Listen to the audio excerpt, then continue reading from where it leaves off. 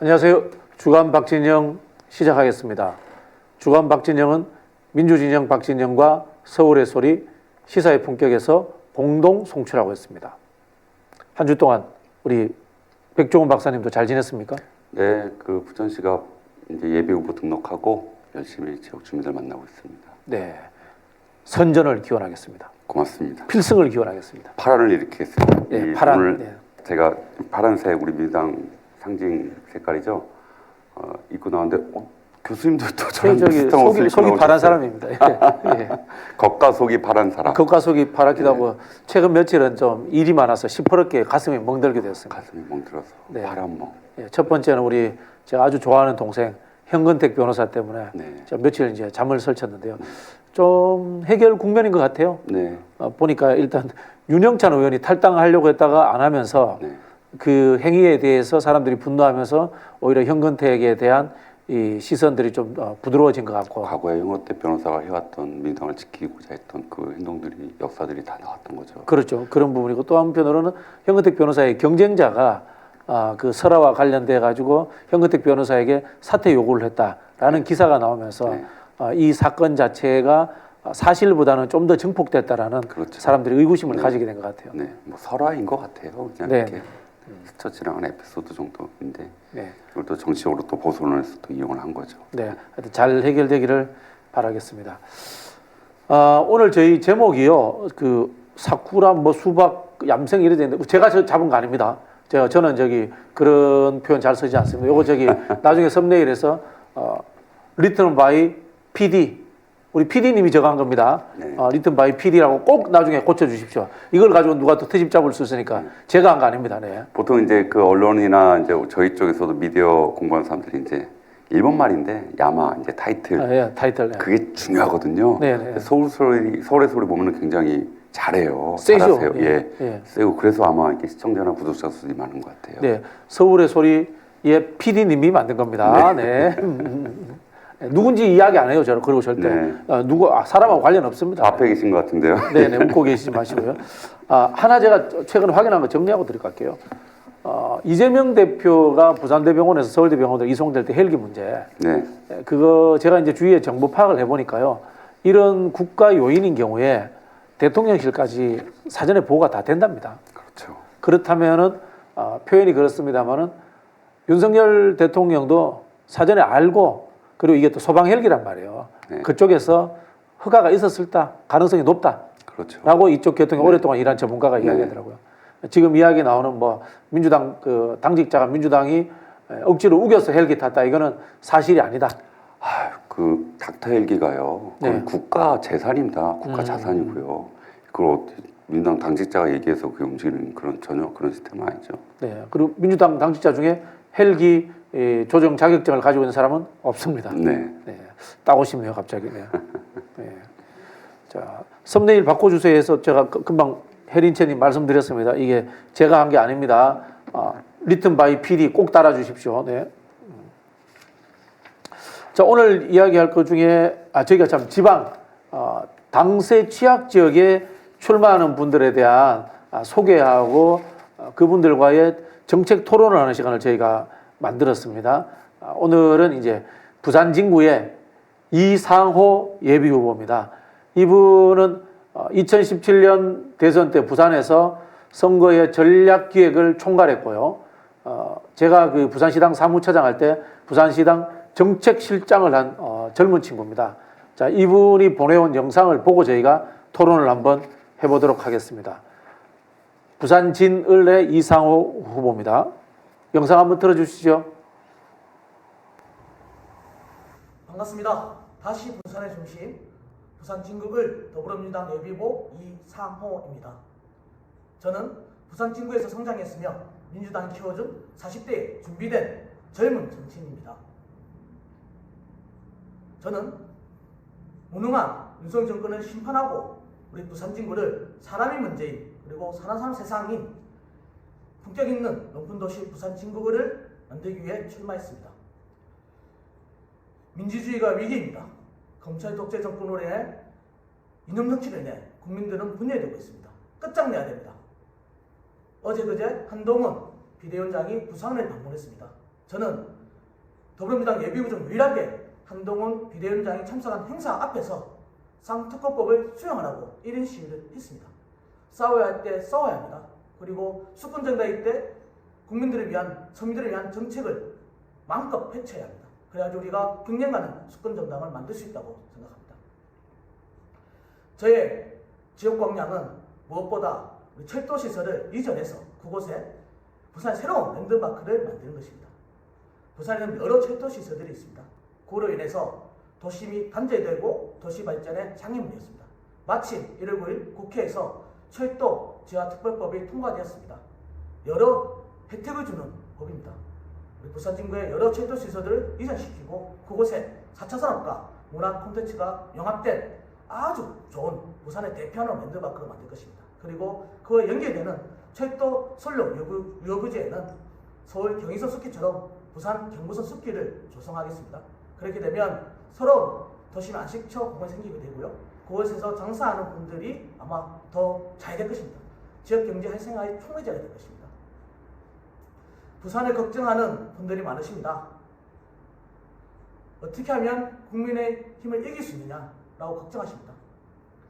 저희가 21대 총선에서는 3번의 국회의원 당선시켰고 20대 국회에서는 5번의 국회의원을 당선시켰습니다. 이번 21대 총선에는 가반 9석을 목표로 하고 있습니다. 우리의 힘만으로는 힘듭니다.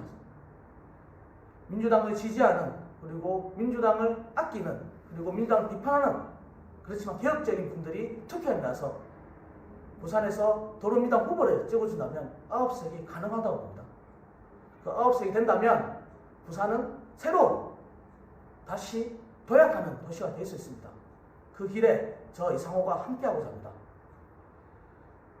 국회와 정당, 부산시와 청와대에서 근무한 경력이 있습니다. 힘이 있습니다. 다양한 경험, 유능한 실력으로 꼭 당선되어 우리 더불어민주당이 집권 정당으로 갈 수 있도록 제가 함께하겠습니다. 도와주십시오. 네, 감사합니다. 우리 이상호 예비후보는 정책 전략 조직이 다 되는 친구입니다. 네. 굉장히 실무자로서 네. 훌륭했고 훈련된 분이고 청와대에서도 근무를 했고 그렇죠. 부산시청에서 정무보좌관으로도 일을 네. 했던 뭐 그런 사람입니다. 네. 준비된 인재네요. 그렇죠. 네. 저 친구의 그 유일한 약점이 있다면은 저를 명예 부산 시민을 올렸다가 시민증을 안 주더라고. 그 왜 안 주는 거야, 진짜. 네. 네. 그리고요, 혹시 저기 부산에 안 계시는 분들을 위해서 제가 팁 하나 가르쳐. 부산에 진구라는 데가 서면이거든요. 네. 서면은 들어보셨죠? 서면, 그렇죠. 왜 서면인지 아세요? 모르겠습니다. 서면이 동래구가 옛날에는 부산의 중심이었습니다. 네. 동네의 서쪽에 있는 면이라고 해서 서면인 거예요. 네. 예전에는 부산이 작은 도시고 네. 동네가 훨씬 큰 그렇죠. 도시였던 거죠. 네. 예. 그래서 이제 그게 서면이 동네의 서쪽에 있다고 해서 서면입니다. 예. 40대 청년 젊은 정치인이네요. 네네, 젊은 정치인입니다. 자, 우리 이상호 혹시 후보님 연결됩니까? 연결되면 제가 간단하게 질문을 몇 개 드려볼까 싶은데. 네. 여보세요? 아, 네, 이상호 후보님. 예, 반갑습니다. 예, 제가 질문을 몇 개 좀 드리고 싶습니다. 예. 그 한동훈 비대위원장이 왔을 때 김건희 특검 수용하라는 피켓팅 시위를 하셨다고 하셨는데요. 김건희 특검에 대한 부산의 이른바 중도층들의 여론은 어떻습니까? 예, 제가 아침 저녁 출근으로 지금 이슈가 지금 상특검이기 때문에 이런 시위를 하였습니다. 저희가 어쨌든 반윤 정서가 수도권에서 높진 않지만 어쨌든 지나가는 시민들이 저한테 와서 이 무악한 정권에서 심판해야 된다라는 말씀을 많이 하셨습니다. 다른 피켓 들고 있는 것보다 정책이라든지 우리 일반적인 메시지의 피켓보다는 이쪽에 더 관심이 많더라고요. 그런 측면에서 보면 어쨌든 정권 안정론이 정권 견제로보다 높은 지역이지만 이 김건희 여사 주가 조작 특검에 대해서는 중도층에서도 높은 그런 관심을 가지고 있다 이렇게 말씀드리겠습니다. 네. 두 번째 질문 드릴게요. 부산에도 반윤 정서는 높잖아요, 실제로. 예. 그 지금 민주당이 한 9석이면 과반을 목표로 한다는데 이 반윤 정서가 실제로 민주당의 득표율로 이어질까요? 우리 지금 여론조사를 보면요, 실제로 거의 정권 안정론과 정권 견제율 반반입니다. 수도권에 비해서 좀 다른 한 5%에서 15% 정도 정권 견제율이 낮은 상황입니다. 결국은 이거는 어쨌든 윤석열 정권에 대해서 반대는 하고 있지만 적극적인 표현을 하지 않는 중도층이 실제로 있다고 봅니다. 그는 현장에서 선거활동 한번 느끼고 있고요.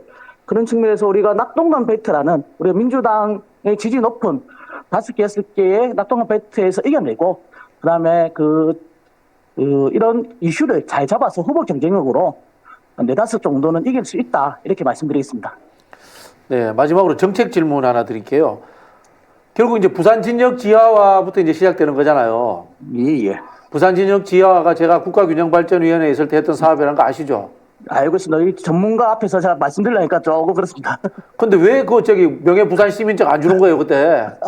아니 1호가 송영길 전 대표셨거든요. 가덕신공 때문에 그 4승 국회의원급이 안 된다는 결론 때문에 그렇습니다. 이번에 꼭 당선되십시오. 네네. 진역 지하가 이제 굉장히 좋은 공약인데요. 진역을 지하하고 난 이후에 이제 경의선처럼 거기 이제 녹지라든가 뭐 카페촌 이런 걸 만들겠다라고 이야기하신 것 같은데, 근데 그 정도 수준으로 사실 이 죽었던 구도심이 되살아나고 어떤 이 부산에 르네상스가 일어난다고 할 만큼의 경제적 효용감이 있을까요? 제가 말씀드리는 경부선 숲길공원은요. 골목 경제의 정도의 활성화입니다. 쉽게 말하면 핵심은 그게 아니고요. 핵심은 범천동 차량 정비단 부지가 있습니다. 22만 km²인데요. 쉽게 말하면 작은 신도시 정도의 크기입니다. 그곳에 4차 산업과학 문화 복합단지 콘텐츠를 넣어서 부산 랜드마크 도시를 만들겠다. 가장 대표적인 게 런던의 도크랜드라든지 파리의 랑파르스가 도심 재개발을 통해서 세계적인 금융, 명품 제조, 문화의 도시지 않습니까? 그래서 저는 우리 범천동 차량 정비단 부지에 그런 랜드마크를 만들어서 연계될 수 있는 북한 재개발이라든지 우리 문현 금융 중심지 자 연계해서 부산의 경제 중심지로 만들겠다는 게 저희 대표공약입니다. 그래서 아까 말씀드린 대로 경부선 숲길공원은 골목 경제 살리기의 일환인 거고 실제 가장 중요한 핵심은 철도차량 정비단 부지에 부산 랜드마크 복합단지를 만들겠다는 게 핵심입니다.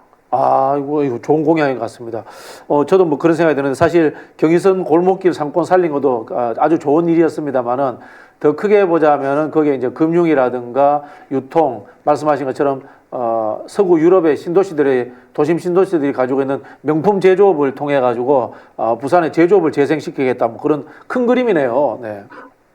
네, 그렇습니다. 부산이 이제 치주인데 신발 또 목재로 성장했다 지금 태산업이 됐는데요.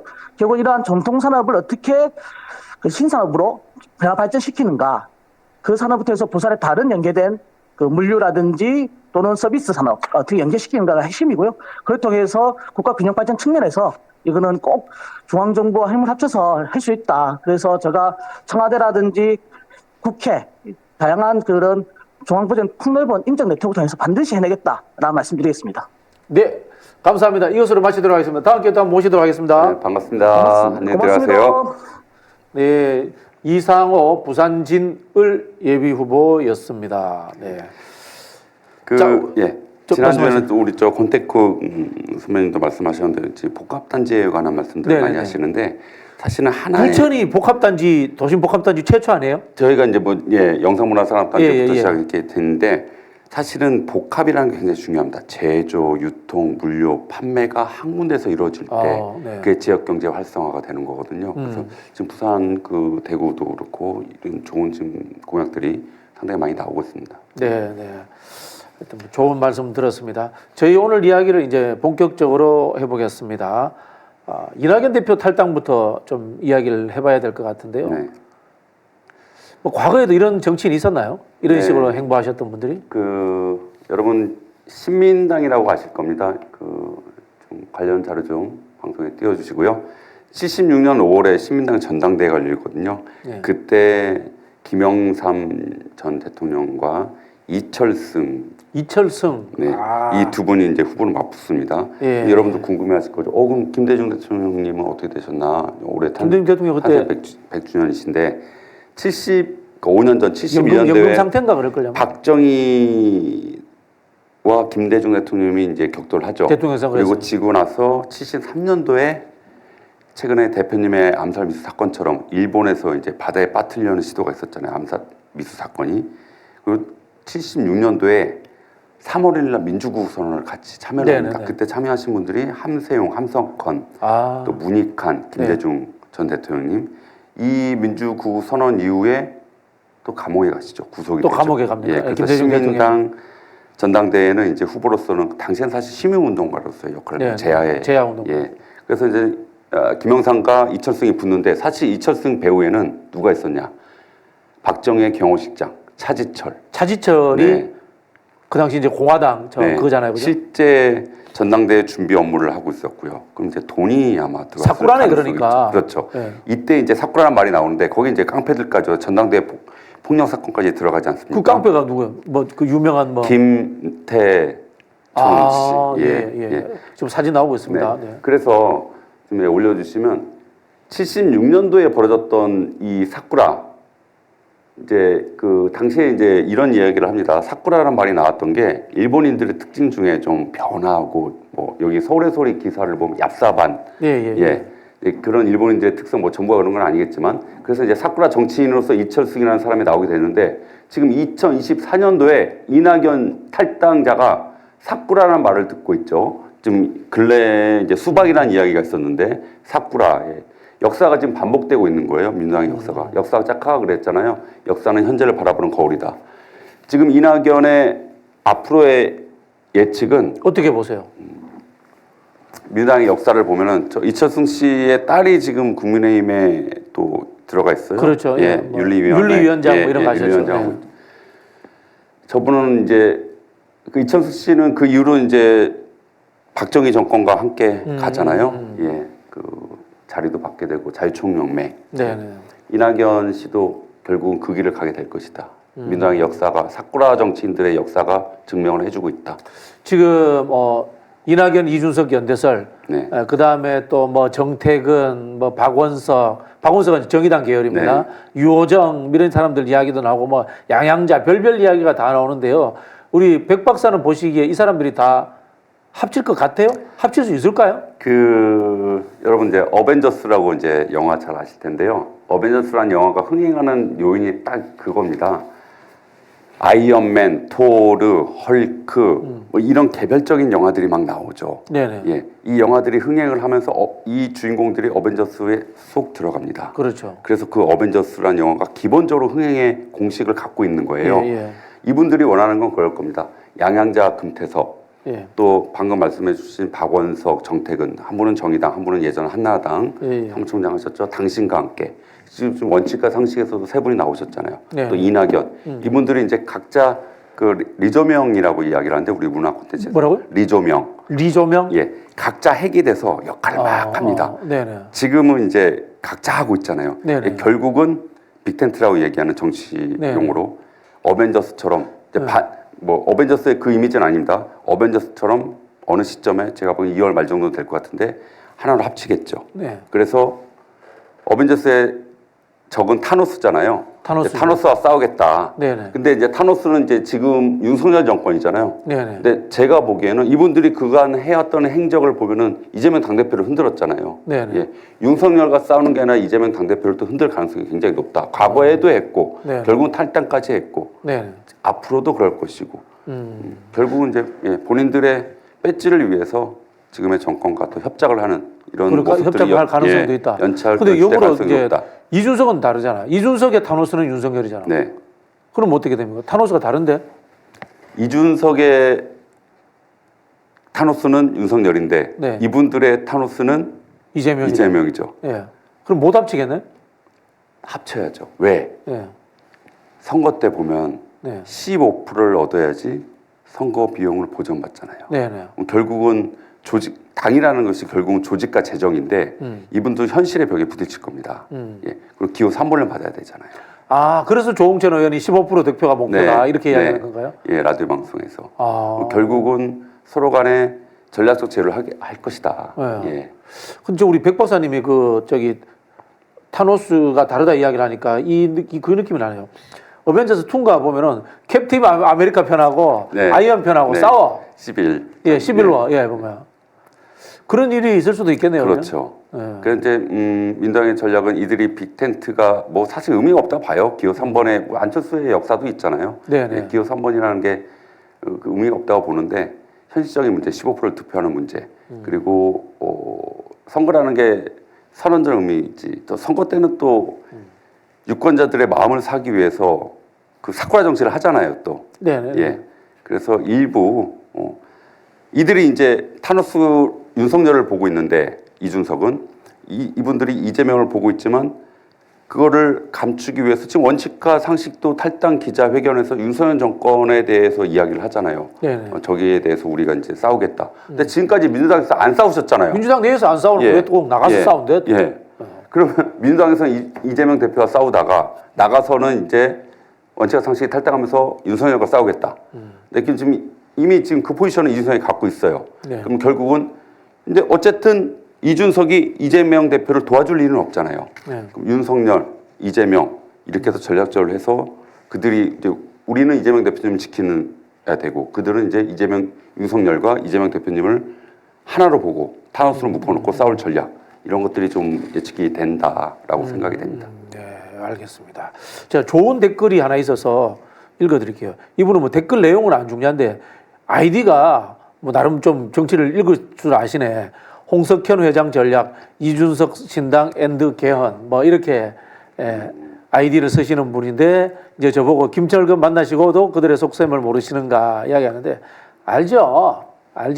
근데 이 두 가지 현실이 존재합니다. 첫 번째는 뭔가 하면요. 내각제는 국민투표가 있기 때문에 아무리 하고 싶어도 안 됩니다. 그리고 두 번째, 인간의 욕망이라고 하는 것은요. 결국은 누군가를 죽이려고 하게 됩니다.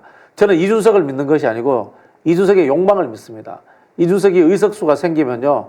그때는 국민의힘으로 돌아가는 것이 중요한 게 아니고 윤석열이 끌어내리고 자기가 그 자리로 올라가겠다 해서는 욕망이 생길 겁니다. 그래서 저희가 지금 이준석을 믿느냐 안 믿느냐가 중요한 게 아니라 이준석은 야당을 하는 순간 윤석열을 때릴 수밖에 없습니다. 그건 인간의 욕망입니다. 네. 그래서 이제 전략적 제휴라는 게 일단 이번 총선에서 이제 그 이낙연 계열과 이준석 계열이 전략적 M&A를 할 것이다. 그렇죠. 근데 다음 대선 국면에서는 그 둘 다 대권에 대해서 욕심이 많잖아요. 결국 이 저는 모두 사단이 이낙연은 오래 못 간다고 봐요. 왜 핵심 지지층이 없어요.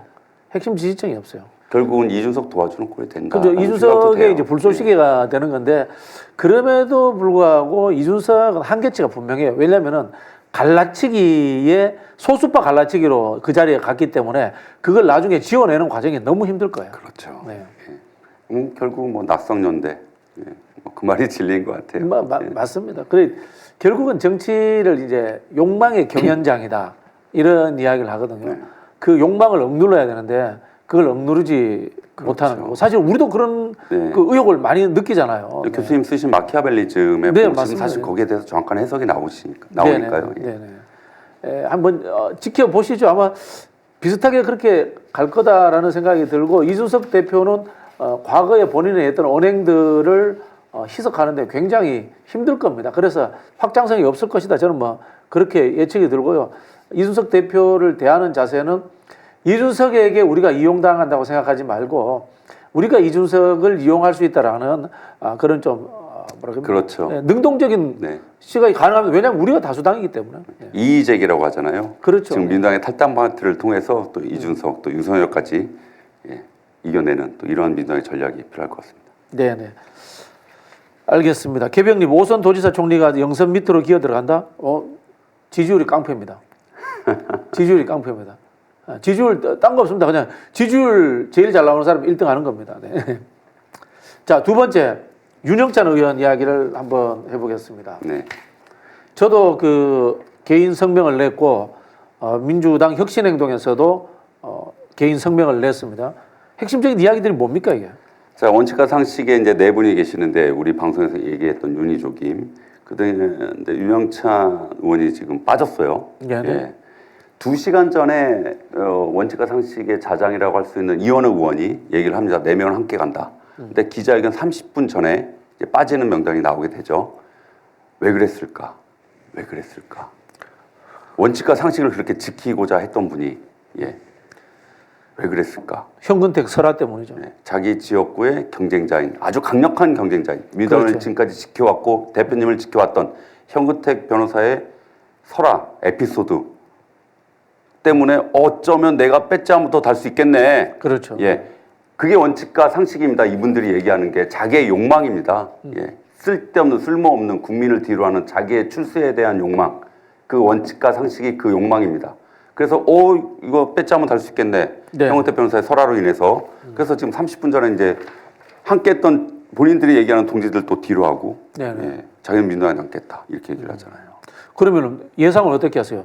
그 윤영찬은 경선합니까?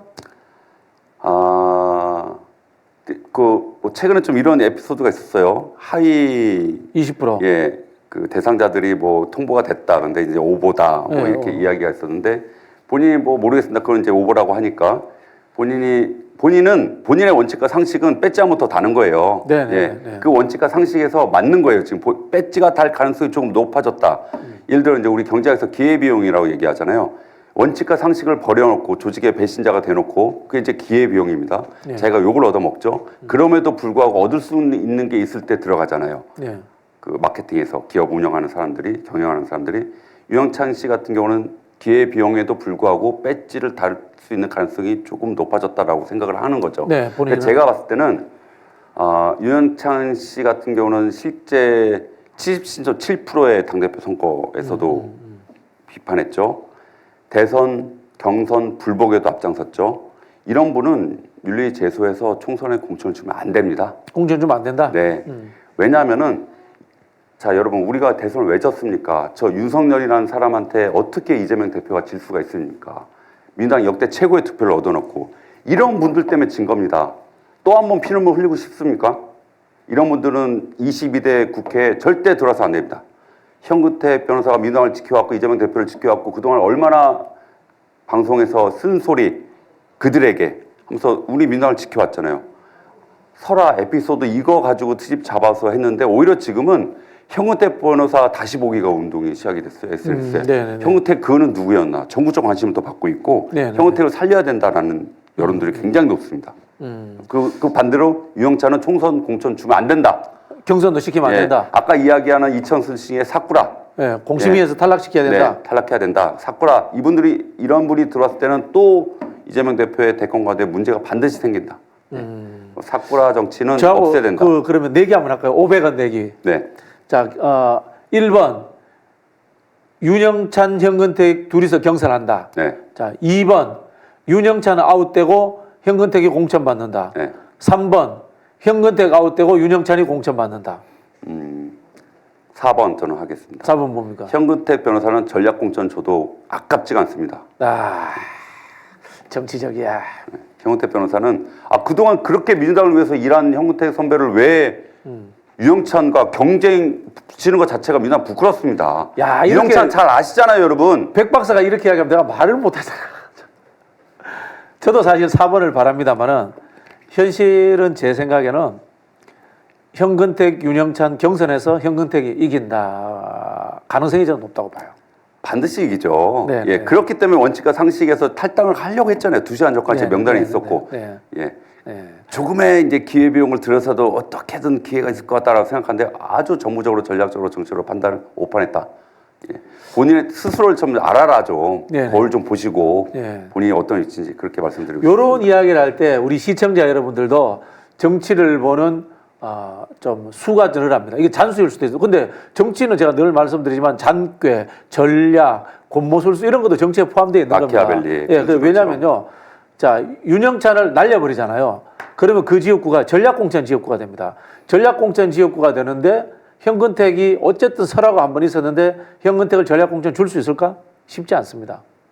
자, 그러면은 제가 봤을 때는 오히려 윤영찬이 더 흠결이 있는 사람이지만 현근택과 공천 경쟁을 시켜서 경쟁을 통해서 윤영찬을 깔끔하게 아웃시키는 게 좋다. 시원하게 날려버리는. 그렇죠. 예. 명분 있게 명분 있게 날린다라는 그런 판단으로 갈 가능성이 저는 높다고 봅니다.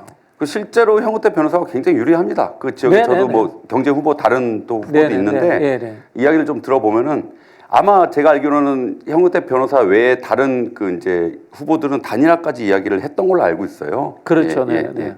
현근택 변호사 굉장히 유리하기 때문에. 각종 여론조사가 수치가 나쁘지 않기 때문에 현근택 변호사가 지지 않을 겁니다. 네. 저는 도덕성에 대해서도 좀 말씀드리고 싶은데 이번에 우리 민주당 검증이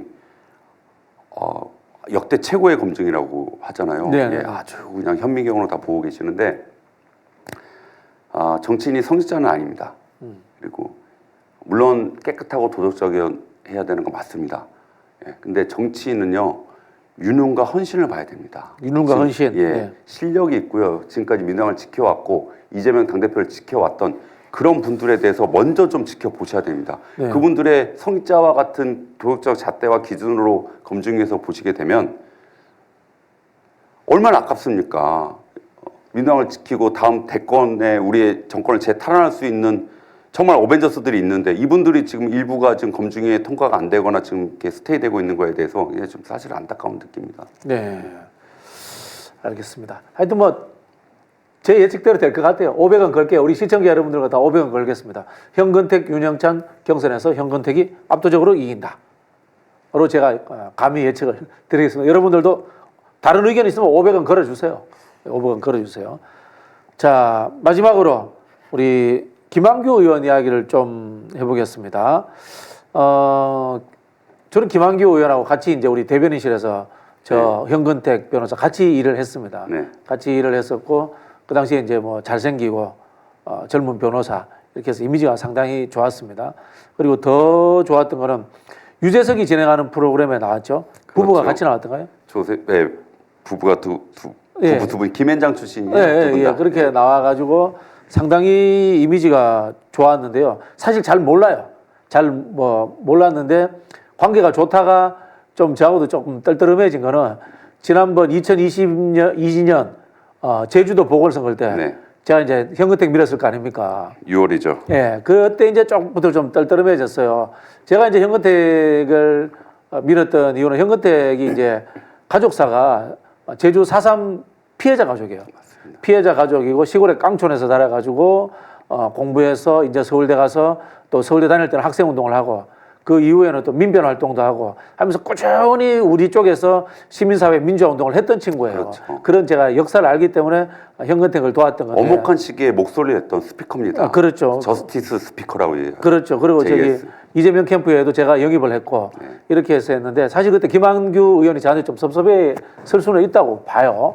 그런데 이제 최근에 김한규 의원의 행태가 이제 좀 지적을 받고 있습니다. 개인적으로 제가 아신다고 해서 좀 여쭤보려고요. 뭐 전반적인 전사라든가 제가 주변에 아는 이야기를 좀 정리해 제가 주시죠. 서울대 출신의 하버드 출신의 김앤장 출신을 개인적으로 알지 못하고요. 네네. 이분이 이제 부천시 지난 총선 때 네네. 보궐선거 말고요. 2020년 6월 2020년에 예 보궐선거 때 부천시 병에서 활동을 하셨어요. 병에 예, 거기 2020년 총선 때. 그렇죠. 네. 그분이 그 지역 이제 김상희 의원님이 현역 의원이셨고 거기서 이제 컷오프탑니다. 근데 저는 제가 부천 30년 살았고 제가 27살 때 백성원 비서 또 29살 제가 부천시원에서 부천시에 대한 거는 제가 이야기를 쭉 듣잖아요. 알고 있는데 부천에 지금은 조용희 시장이시고요. 그 전 시장이 장덕천 시장이세요. 장덕천 이분이 예.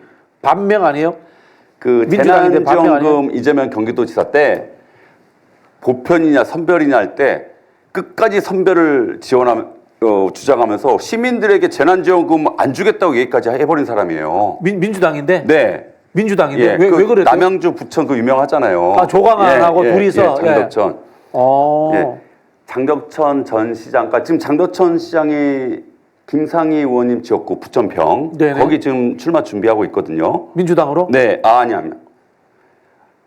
절대 아니고요. 네. 이낙연 쪽으로. 아, 이낙연 대표당으로? 왜 그러냐면, 자, 좀 차분히 말씀드리면, 이낙연 탈당이냐 모 유튜버가 이제 신천지와의 연계 해설을 이야기를 해요. 요 변호사거든요. 장덕천이? 예. 네. 요 변호를 장덕천이 하고 있습니다. 네네. 그리고 왜 변호사냐?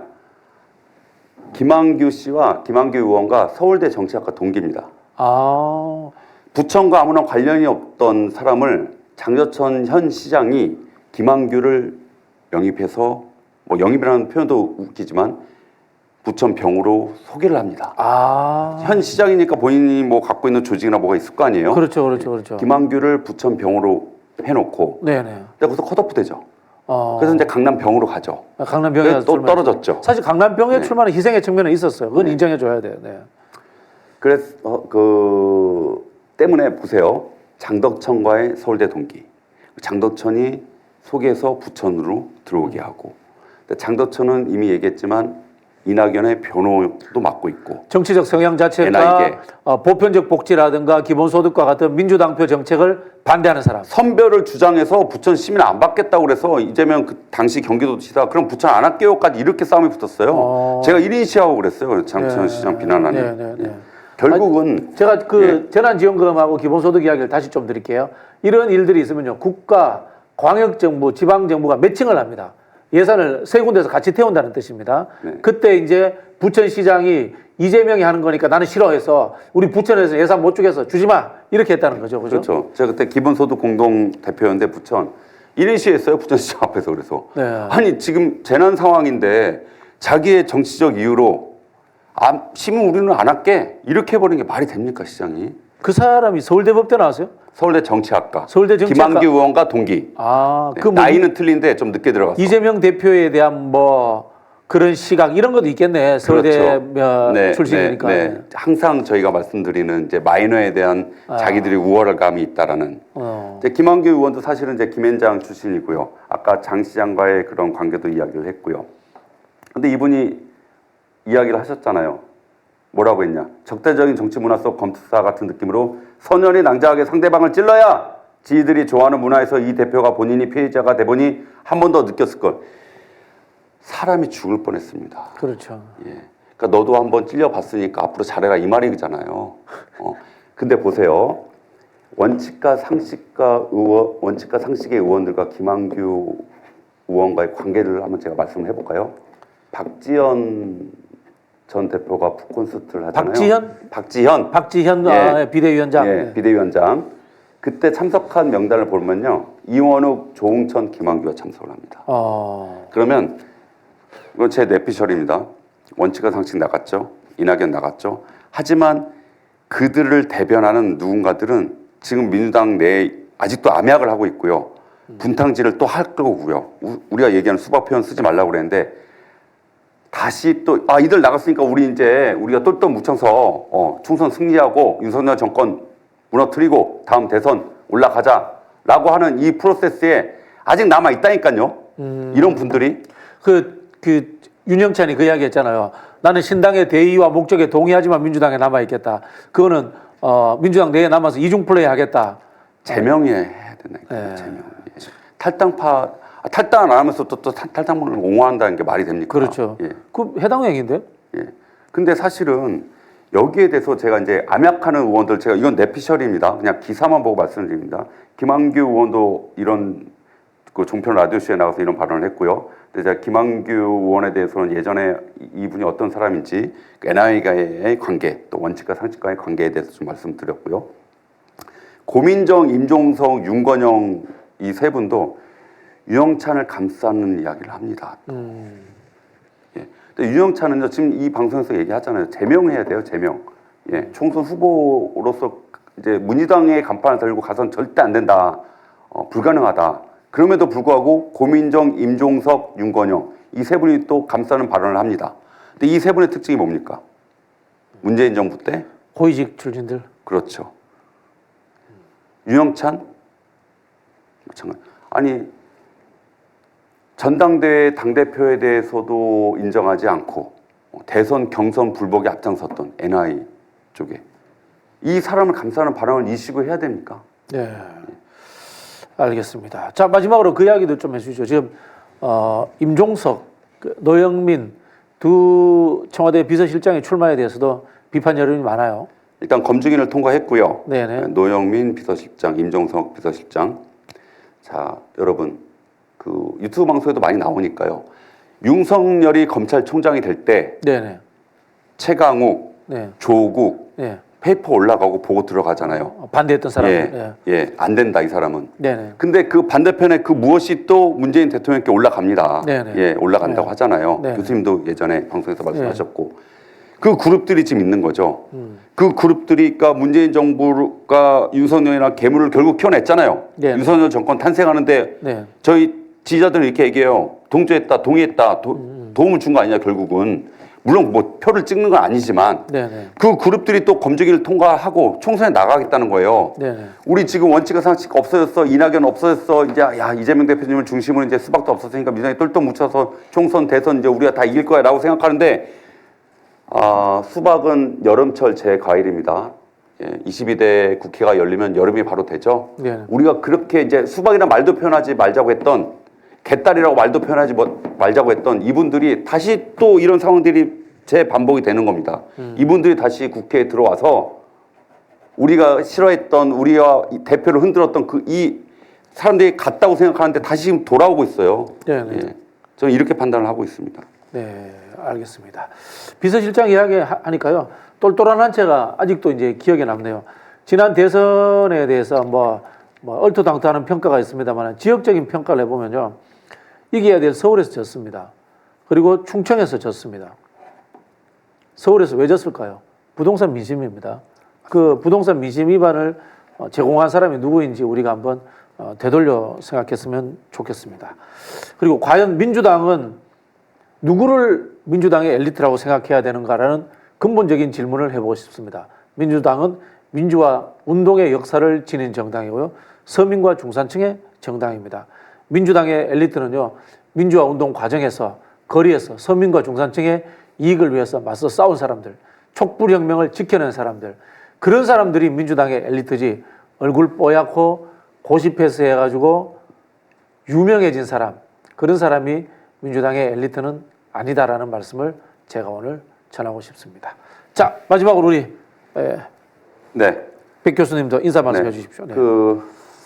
사실 저도 이제 오늘 방송 들어오기 전에 저도 이제 부천시 갑에서 예비 후보로 이제 열심히 유권자들 만나고 있는데 오늘 제가 이런 얘기를 할 겁니다라고 하니까 세게 좀 하지 말래요. 왜냐하면 또 우리 공간이도 있고 이제 통과했잖아요.